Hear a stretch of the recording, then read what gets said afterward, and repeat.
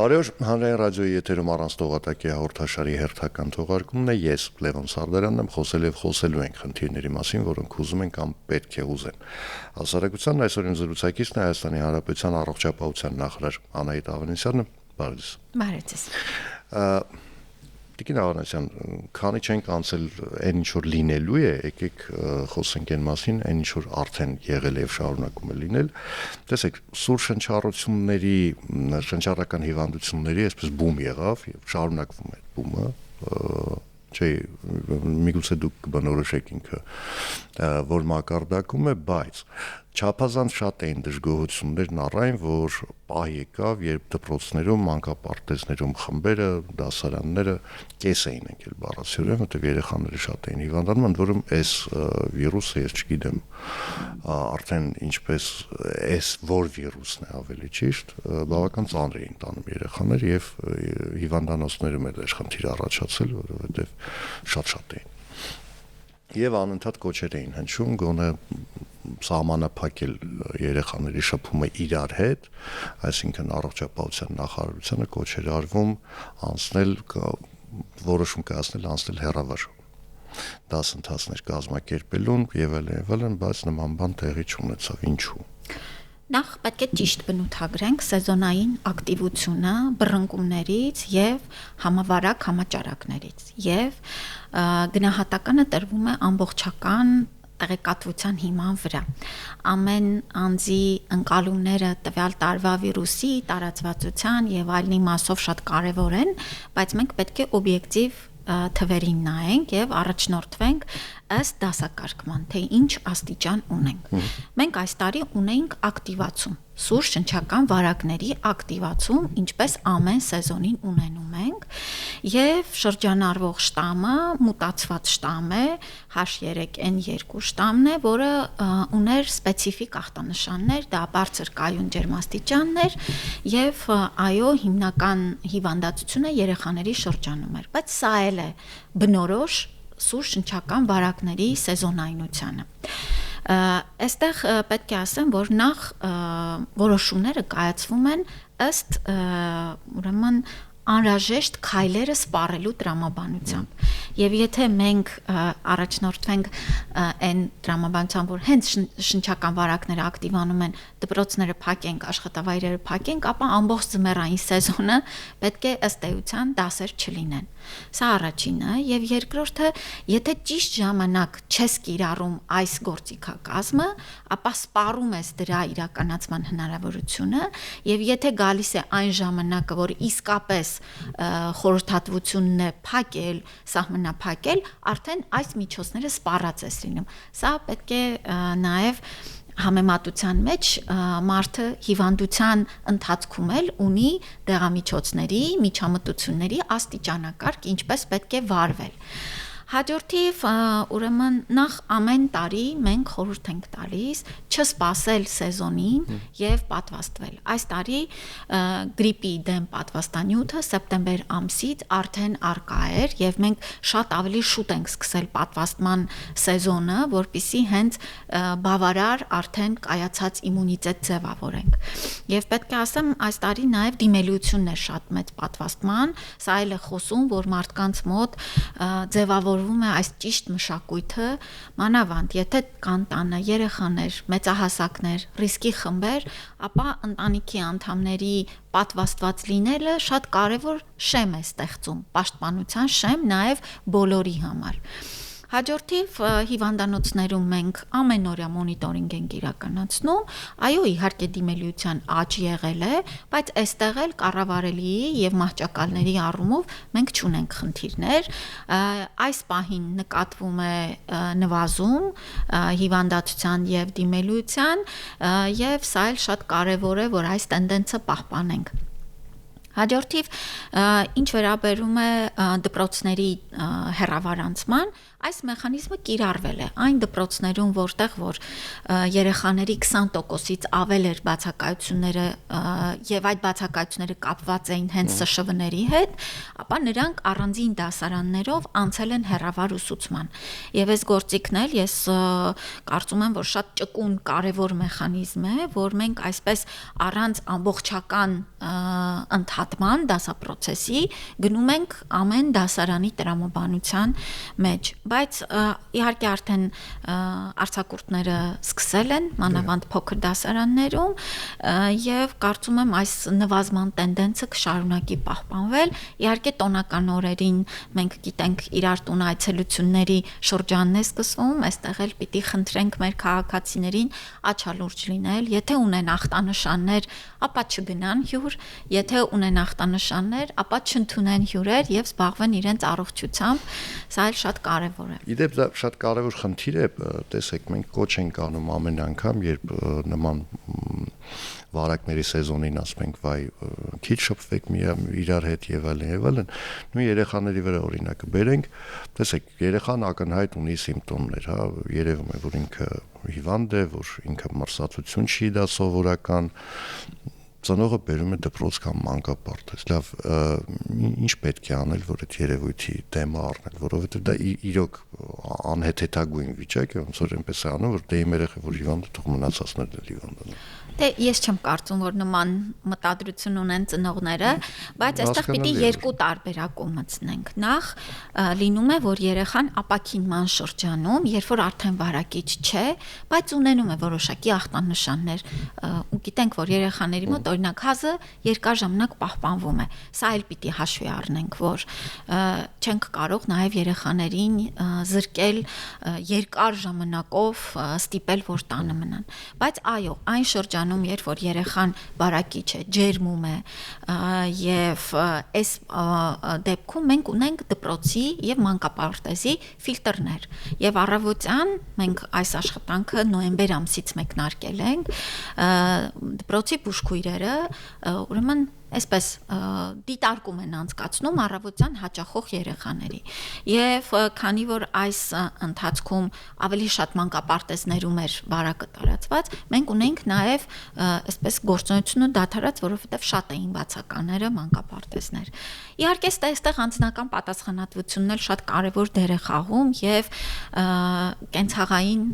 մշակույթը որ անգամ գիտեք դիմակ կրելու մշակույթը եթե անգամ ունենք թեթև ախտանշաններ պարզ դիմակով կարող ենք պաշտպանել, որ այլոց չվարակենք, բայց նաև այսպես հասկանում ենք, որ լինում են դեպքեր, չես կարող տնից դուրս չգալ։ Այս էլ շատ կարևոր է։ Ես մի քանի օր առաջ փողոցում էլ նկատեցի, էլի մի քանի հոգի դիմակով էին եւ ուրախանում ես, որ մարդկանց մոտ այս կարևոր հմտությունը թե այլոց չվարակելու այդ պատրաստակամությունն ու պատասխանատվությունը կարծես տեղ է գտնում։ Զուտ ֆիքսենք, ես մի քանի հոգու հարցրել եմ ինչու են դիմակով, իրենք մատնանշել են ութի ախտուտվածություն։ Դա էլ կարող է, ինչու ոչ, դիմակը մի շատ տարբեր նշանակություն ունի, թե վարակներից, թե նաև ինչու չէ մաքրությունը ավելի ապահովելու համար։ Հիմա անցնենք այն խնդիրներից մեկին, որը շատ է քննարկվում, խոսքը վերաբերում է առողջության պարտադիր ապահովագրության համակարգի ներդրմանը, հունվարի 1-ից արդեն ինքը կսկսի գործել։ Հիմնականում խոսվում է, որ 65 պլյուս տարիք ունեցող անձանց համար է դա կիրառվելու, ինչ իրականում այդպես չի, որովհետև հիմնականում կենտրոնացել են դրա վրա, բայց իրականում մի քանի խումբ է մտնում դրա մեջ։ Նախ ովքեր են ապահովագրվելու եւ ինչպես։ Առաջին փուլով ապահովագրվելու են մինչև 18 տարեկանները, 18-ից 65 տարեկան հաշմանդամության կարգ եւ սոցիալապահովության 28 բարից ավել միավոր ունեցող անձինք եւ զոհված ինձարայողների ընտանիքի անդամները եւ 65-ից պլյուս տարիքի քաղաքացիները։ Բացի դրանից այս իմ նշած խմբերին ապահովագրելու է պետությունը։ Բացի դրանից 200 Այսինքն ընտանիքները դրա հետ ոչ մի կապ չեն ունենալու, այս պետությունը ինքը արդեն ապահովագրել։ Պետությունը կվճարի այս խմբերի ապահովագրավճարը եւ այո, նրանք կօգտվեն համակարգից պետական հոգացության ներքո։ Հաջորդը 200,000 դրամից ավել աշխատավարձ ստացող անձինք են եւ նրանք էլ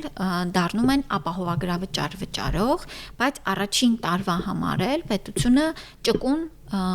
սուբսիդավորման համակարգ է ներդնում եւ 200-ից 500,000 դրամ աշխատավարձ ստացողները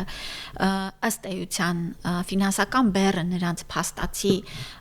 մնում է 300 դրամ, որովհետեւ այն քաղաքացիները, ովքեր հանդիսանում են ոչ սոցփաթեթի շահառու,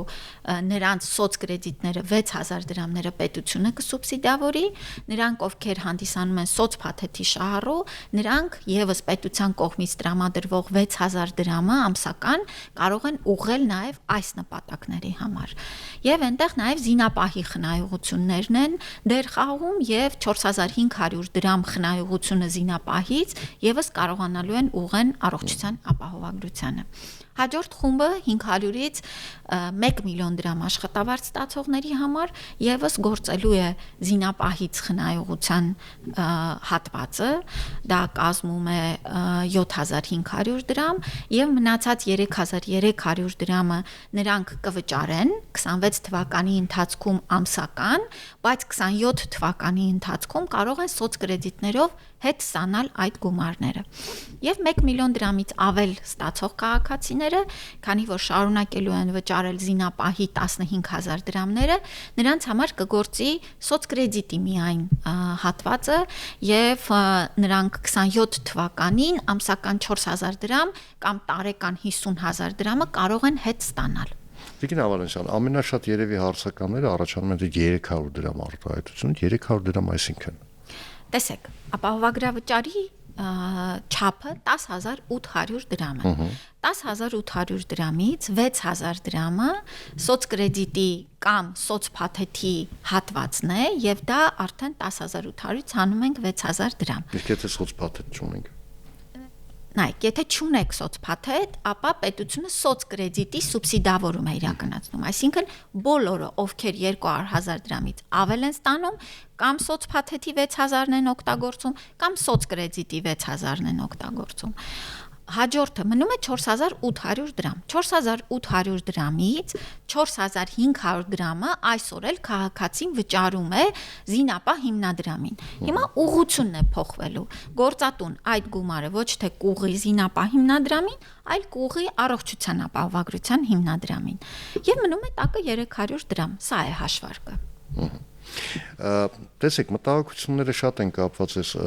համակարգի ներդրման հետ, ինչի հետ են կապված մտահոգությունները, ամենայն դեպս եթե դուրս գան քաղաքական շահարկումների դաշտից, որ որոշումը կայացվեց շատ արագ, հապշտապ, հիմնադրամը, չեմ ասում փաստաթղթային իմաստով ձևավորված չէ, այսինքն հունվարի 1-ից եթե ինքը համակարգը սկսում է աշխատել, այդ հիմնադրամը դատարկ է, փող չկա այնտեղ։ Կոպիտ ասած, այսինքն եթե օրինակ հունվարի 1-ից հետո էլի մի հատ, չգիտեմ, այլ հիվանդության, ասենք, բռնկում լինի, ուղղակի դրանց չեն հասցնելու վճարել այն պարզ պատճառով, որովհետև հիմնադրամում փող չկա։ Դե գիտեք, նման միտք չի լսել, Զավեշտի դաշտից է։ Տեսեք, բյուջեն սկսվում է հունվարի 1-ից։ Այո, այսօր 2026 թվականի բյուջեն դեռ չի գործում եւ չէր կարող գործել 25 թվականին 26-ի բյուջեն։ Սկսվում է բյուջետային տարին հունվարի 1-ից եւ հիմնադրամ փոխանցվելու են գումարները հունվարի 1-ից սկսած, այնտեղ կան նաեւ սահմանված ժամկետներ։ Հաջորդիվ, ուրեմն դուք գիտեք, որ կա պետական առողջապահական գործակալությունը, որը այս ամբողջական նախապատրաստական աշխատանքները, իհարկե նախարարության թիմի հետ միասին իրականացնում է։ Հաջորդիվ, գիտեք, այո, ասում են հապճեպ, բայց եթե նայես 90 թվականից, ուրեմն մշակվել են օրինագծեր, կառավարության որոշումներ, մոդելներ, կառավարության ծրագրեր եւ այդ հետաձգումը տևել է մոտ 30 տարի։ Մեր կառավարությունը շատ հստակ է իր խոստումների մեջ եւ մինչ այս էլ մենք բազմափուլ էտապ ենք անցել, դրանցից մեկը օֆերտայի անցումներ ծրագրերի եւ այլն, եւ եկել ենք ապահովագրության ներդրման փուլին։ Հապճեպ չի արվել, ռեֆորմը քննարկվում, ձևավորվում 4 տարիների ընթացքում, այո, այն շատ ծավալուն է, շատ բազմաթիվ ուրեմն շերտեր պարունակող եւ բարդ ռեֆորմ է։ Եվ այո, ներդրման փուլն էլ է լինելու բավական բարդ, շատ մեծ ջանքեր եւ ուժեր պահանջող, բայց մենք շատ հետեւողական ենք եւ պատկերացնում ենք, որ երբ որ մեկնարկի, միանշանակ իրականության մեջ առաջանալու են իրավիճակներ, խնդիրներ, կարիք վերանայելու որոշ ուղղություններով եւ մենք սրան շատ հանգիստ ենք վերաբերում, լինելու ենք արձագանքող խնդիրներին, այսինքն շատ տարբեր շերտերով նաեւ այդ հետադարձ կապը պահպանելու ենք։ Տեսեք, կա ապահովագրության մի տեսակ, որ արդեն տարիներ շարունակ պարտադիր է, դա ԱՊՊԱ համակարգն է, ավտոտրանսպորտային միջոցների ապահովագրությունը, ինչի ես հիշեցի այս ԱՊՊԱ-ի մասին, որովհետև ինչպես օրինակ առողջապահության առողջության պարտադիր ապահովագրման դեպքում ժամանակին կային հստակ տարիֆներ, այսինքն տարիֆներ, որոնք իշխանությունը կամ պետությունն էր որոշում եւ մարդիկ հետո որոշում կայացվեց գնալ ազատականացման, ինչ է կատարվում այդ շուկայում, ենթադրում եմ կամ կարծում եմ, որ դուք գիտեք, հիմա շատ տեղյակ չեմ։ Ես ձեզ ասեմ, որոշում կայացվեց, եթե չեմ սխալվում, 2 տարի առաջ ազատականացնել շուկան, այսինքն ապահովագրական ընկերությունները իրենք պիտի որոշեն, թե ինչքան պիտի լինի ապահովագրությունը, դրանից հետո հեքիաթ է սկսվել, որի մասին երևի չարժե ձեր հետ երկար զրուցել, բայց լավ է, որ չգիտեմ։ լավ հեքիաթ չի։ Ինքը տարի ավելանում է, որովհետեւ մեկը չի հասկանում տրամաբանությունը ինչի համար է թանկանում։ Հիմա արդյոք հնարավոր է, որ մի օր իշխանությունը որոշում կայացնի, որ այս շուկայում եւս պետք է մտցնել ազատականացում։ Ես կարծում եմ այս մոդելը, որ մենք ընտրել ենք, նախ շատ երկար ենք եկել այս որոշման։ Կշռադատել ենք շատ տարբեր եւ դրական եւ բացասական բոլոր կողմերը տարբեր մոդելների, բայց ի վերջո եւ միջազգային շատ հեղինակավոր կառույցների կարծիքը եւ մեր սա էլ է շատ կարևոր անհատական կուտակած փորձը մեր երկրում իրականացված ռեֆորմների եւ այլնի մեզ հանգեցրել են, որ պետական միասնական ապահովագրական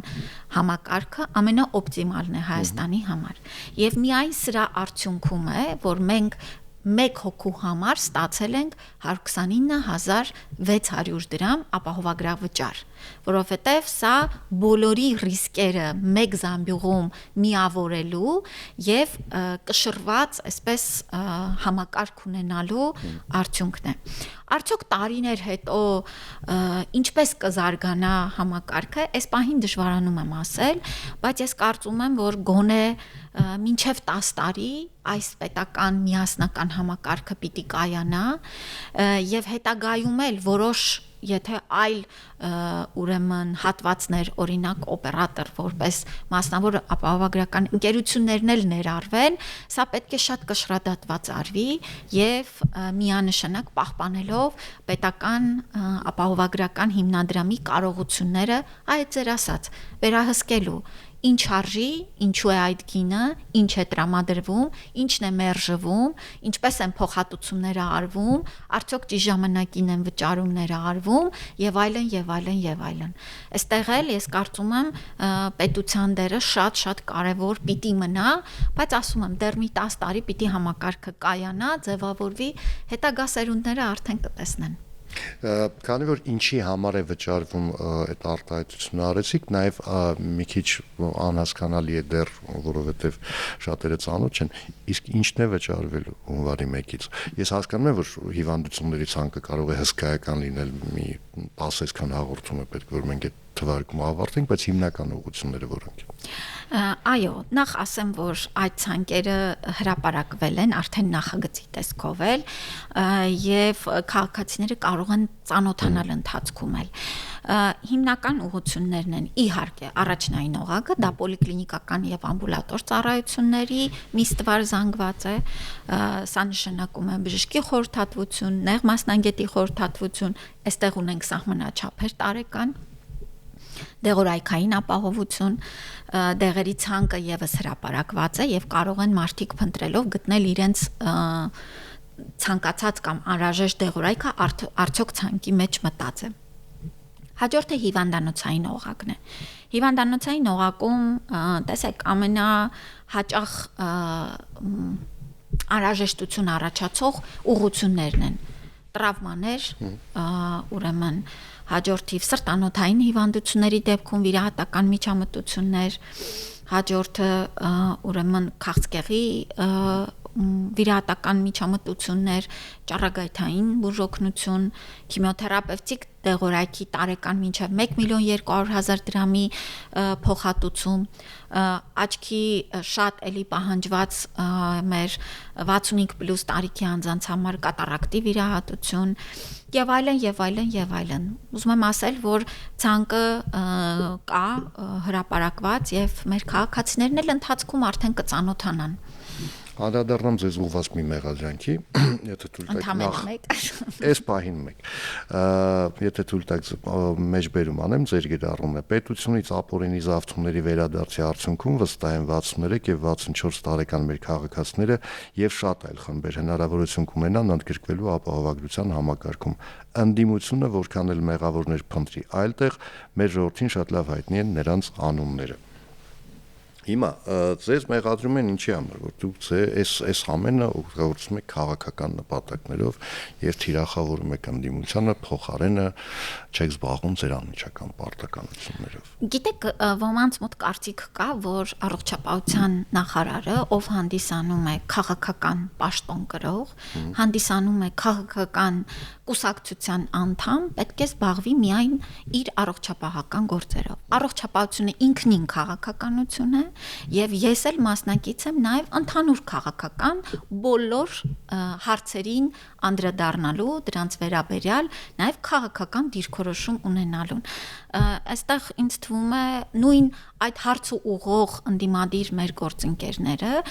կարելի է հակընդդեմ ասել, եթե մի падգամավոր է հանդիսանում է մի հանձնաժողովի անդամ, ինչու է հարցեր տալիս կամ ելույթներ ունենում ոչ իր հանձնաժողովի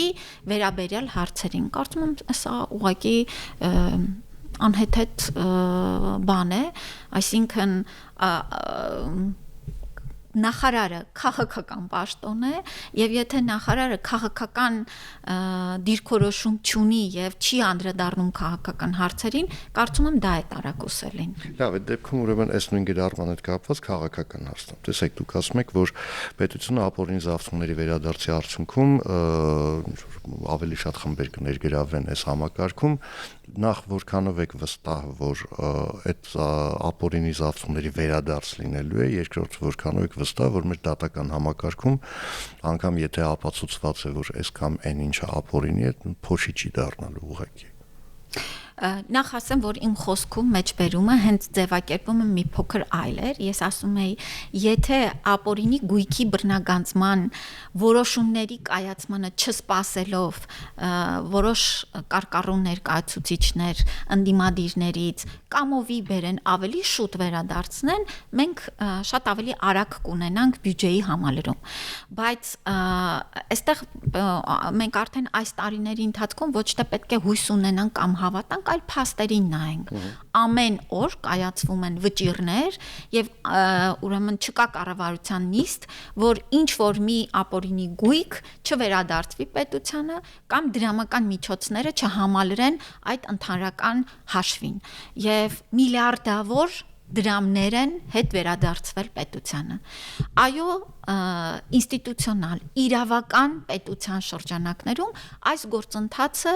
բավական ժամանակ պահանջեց, մինչև որ բոլոր այս ինստիտուտները սկսեն աշխատել։ Բայց սա է մեր սկզբունքը, որ ոչ թե պետք է լինի սեփականության վերաձևում 18 թվականից հետո շատերը այդպես էին ակնկալում, բայց մենք հավատարիմ ենք մեր արժեքներին եւ իրավական գործընթացներով է միայն, որ այս որոշումները ի կատար են ածվում։ Այո, լավ կլիներ, որ դատական համակարգը, իրավապահ համակարգը այս գործընթացները շատ ավելի արագ կերպով կարողանային իրացնել, որ մենք էլ կարողանանք երկրի ուրեմն թե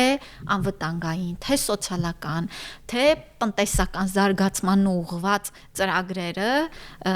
ավելի ընդլայնենք։ Վերջին շրջանում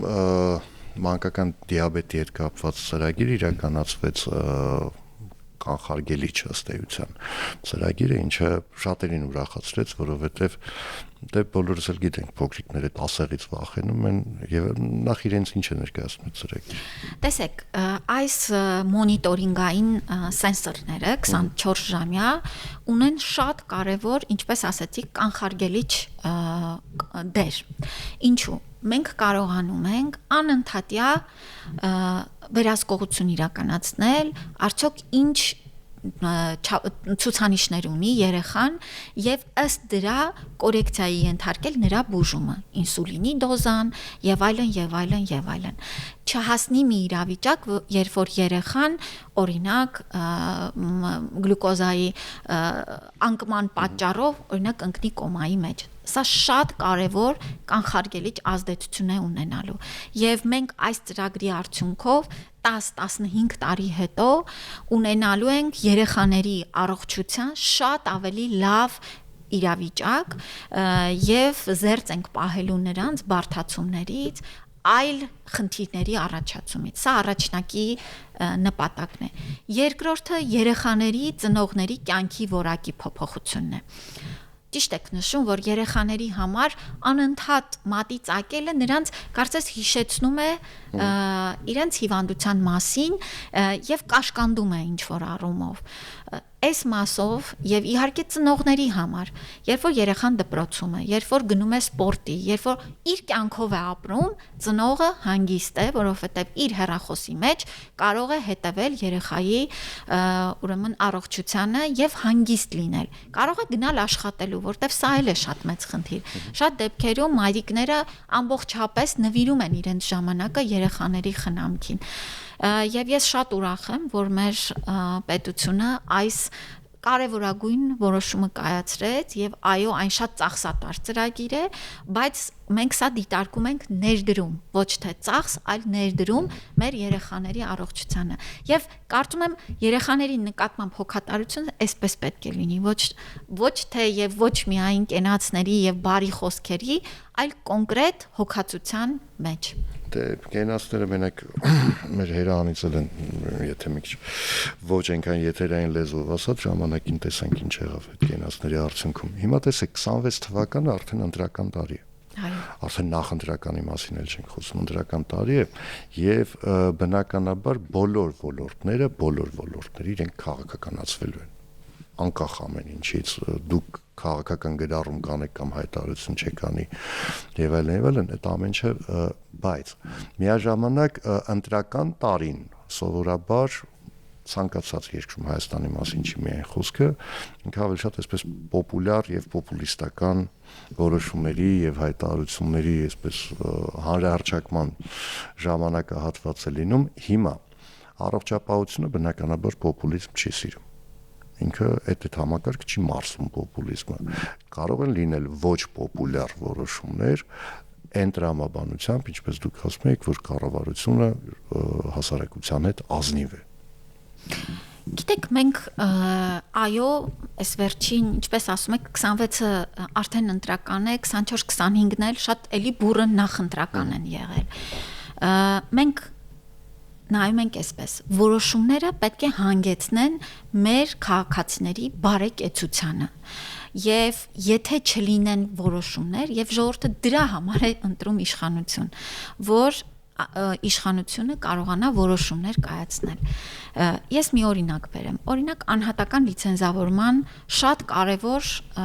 ինստիտուտը, որ մենք ներդրեցինք։ Տեսեք, մեր քաղաքացիները ուզում են, որ բժիշկների մասնագիտական որակավորումը անընդհատ բարձրանա։ Եվ մենք այս պահանջը պիտի իրացնենք։ Սա շատ կարևոր է, որ պետությունը նախ երաշխավորի եւ երկրորդը վերահսկի մասնագիտական գործունեության որակը։ Եվ ինչ որ առումով այո, գուցե պոպուլիստական չէր, որ հիմա մենք այդ որոշումը ընդունեցինք, որովհետև ուսանողներն էլ, օրդինատորներն էլ սկզբից անգամ սկզբի շրջանում շատ սկեպտիկ էին, մաներ ունեին, մտահոգություններ ունեին, ասում էին, այսքան տարի սովորել ենք, ինչու պիտի նորից էլի ինչ որ բաներ փորձենք սովորել, նայել, վերհիշել, բայց ես ուրախ եմ, որ այս էտապը անցանք հանգիստ։ Հիմա հաջորդիվ էլ մենք նախ գլխավորը կառավարության ծրագրով տված խոստումների իրագործումն է եւ պետք է այս տրամաբանությամբ առաջ գնալ 26-ին էլ ներկայանալու ենք արածով արդեն այն խոստումները ինչ որ տվել էինք մենք իրացրել ենք ըստ էության եւ սա շատ կարեւոր է որ ներկայանում ես ոչ միայն պոպուլիստական հայտարարություններով, ինչը մենք այսօր տեսնում ենք, որ գիտեք պոպուլիզմն էլ չափ ունի, բայց մարդիկ այդ չափն էլ կարծես ժողովրդին ճիշտն ասած մանկամիտի տեղ են դնում եւ երկնքից մանանա, այսպես բաներ են խոստանում։ Ես կարծում եմ, որ մենք այստեղ շատ տարբերվող ենք այն առումով, որ ունենք տրված խոստումներ, իրականացրած կառավարության ծրագիր եւ հաջորդիվ իրատեսական, քաղաքական եւս օրակարգ։ Շնորհակալություն զրույցի համար։ Հիշեցնեմ այսօր իմ զրուցակիցներ Հայաստանի Հանրապետության առողջապահության նախարար Անահիտ Ավանեսյանը, ես Լևոն Սարվերանն եմ, կհանդիպենք արդեն վաղը նույն ժամին, նույն վայրում, հաջողություն եւ համբերություն բոլորիս։